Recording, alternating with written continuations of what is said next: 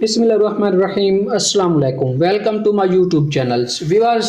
एक और नई वीडियो के साथ आज हम डिस्कस करेंगे कैमोज़ैम सिरप के बारे में। व्यूअर्स, कैमोज़ैम सिरप किन अमराज में इस्तेमाल होती है, इसके क्या फ़ायदे हैं, इसके इस्तेमाल करने का सही तरीका कौन सा है, इसको कौन कौन इस्तेमाल कर सकते हैं और इसकी प्राइस क्या है।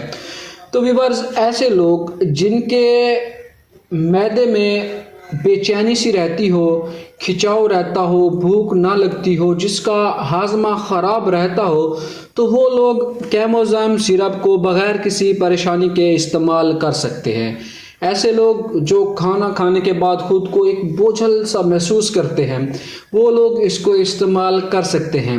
व्यूअर्स, कैमोज़ैम सिरप जो है भूख बढ़ाने और निज़ाम हज़म को बेहतर बनाने के लिए ज़बरदस्त काम करता है। भूख कम लगती हो, आपको भूख नहीं लगती, खाने को दिल नहीं करता, हर वक्त आप बोझल महसूस करते हैं, आपका हाजमा ठीक नहीं है, तो आप इस सिरप को इस्तेमाल कर सकते हैं।